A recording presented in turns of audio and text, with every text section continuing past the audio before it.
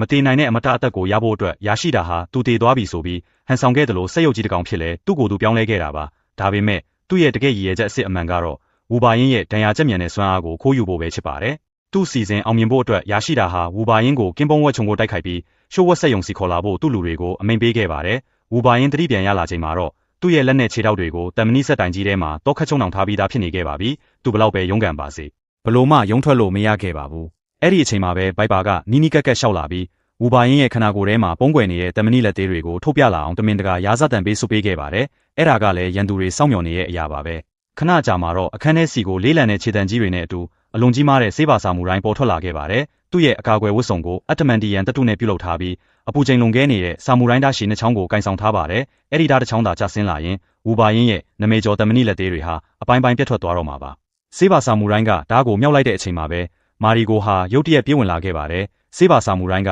ဓာတ်သွားကိုအမြန်လွှဲရှောင်လိုက်ပေမဲ့မတော်တဆဝူဘာယင်းရဲ့အချို့အနှောင်တွေကိုဖျက်တောက်မိပြီးလွတ်မြောက်သွားစေခဲ့ပါတယ်ဝူဘာယင်းလည်းမာရီကိုဆွဲခေါ်ပြီးချက်ချင်းထွက်ပြေးဖို့ကြိုးစားခဲ့ပေမဲ့ဆေးပါစာမူတိုင်းကလမ်းပိတ်လိုက်ပြန်ပါတယ်ဒီတော့ဝူဘာယင်းဟာလက်သေးတွေကိုထုတ်ပြီးပြန်လည်တိုက်ခိုက်ဖို့မှတပါအခြားရေးချယ်စရာမရှိတော့ပါဘူးသူတို့နှစ်ဦးထိတွေ့တိုက်ခိုက်ကြတဲ့ခဏမှာပဲဆေးပါစာမူတိုင်းဟာသူ့ရဲ့အပူပေးထားတဲ့ဓာတ်နဲ့လွှဲခုတ်လိုက်ရာဝူဘာယင်းရဲ့လက်တစ်ဖက်ကလက်သေးသုံးချောင်းလုံးပြတ်ထွက်သွားခဲ့ပါတယ်ကျန်တဲ့လက်သေးသုံးချောင်းမှာထပ်ပြီးပြတ်တော့မဲ့ဆဲမှာဝူဘာယင်းကဓာတ်ချက်ကိုရှောင်ကွင်းပြီးဆေးပါစာမူတိုင်းရဲ့ဓာတ်တစ်ချောင်းကိုလူယူနိုင်ခဲ့ပါတယ်အဲ့ဒီနောက်ဓာတ်ကိုစက်ရုပ်ကြီးရဲ့ဥခေါင်းစီတိုက်ရိုက်လွှဲခုတ်လိုက်ပြီးဥထုံးငှက်ကြီးကိုပိုင်းဖြတ်ပစ်လိုက်ပါတယ်ဝူဘာယင်းဟာဒီလွန်ကြီးမားတဲ့တမနီစစ်တီကြီးကိုဆွဲကင်ပြီးအောက်ခြေမရှိတဲ့တွင်းနဲ့ကြီးရဲ့စီအတူတူခုန်ချလိုက်ပါတယ်တိုက်ပွဲပြီးဆုံးသွားပြီလို့သူထင်မှတ်ထားခဲ့ပေမဲ့ဆေးပါစာမူတိုင်းရဲ့ဝတ်စုံကပျက်စီးမသွားခဲ့ပါဘူးဝူဘာယင်းဟာကြန့်ရှိနေတဲ့လက်သေးတွေနဲ့အပေါ်ကိုတက်နေတော့မှပဲဆေးပါစာမူတိုင်းဟာအောက်ကနေထပ်မံလိုက်ပါလာပြီးသူ့ရဲ့နောက်ဆုံးကျန်တဲ့အတ္တမန်တီယန်လက်သေးသုံးချောင်းကိုပါခုတ်ပိုင်းပစ်လိုက်ပါတယ်တွေးတွယ်စရာဘာမှမရှိတော့တဲ့အတွက်ဝူဘာယင်းဟာစာမူတိုင်းကြီးရဲ့လက်ထဲစီတိုက်ရိုက်ပြုတ်ကျသွားခဲ့ရပါတယ်စက်ပစ္စည်းအချို့အနှောင်တွေက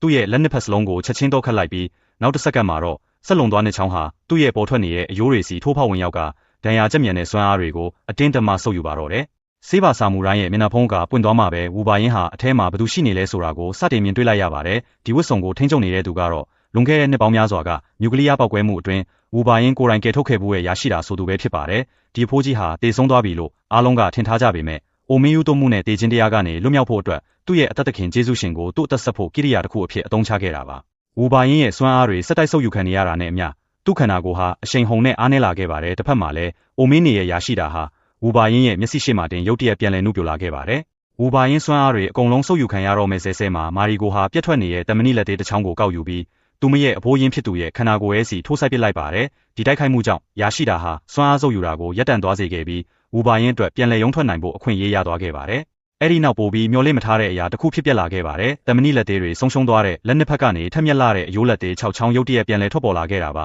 ဝူဘာယင်းဟာအဲ့ဒီရိုးလက်သေးတွေကိုရရှိတာရဲ့ရင်ဘတ်ထဲစီချက်ချင်းထိုးဆိုင်ပစ်လိုက်ပါတယ်အဲ့ဒီနောက်ကျေးဇူးကန်းတဲ့အဖိုးကြီးကိုဆွဲကင်ပြီးအောက်ခြေမရှိတဲ့တွင်းနဲ့ကြီးရဲ့စီပစ်ချလိုက်ပါတော့တယ်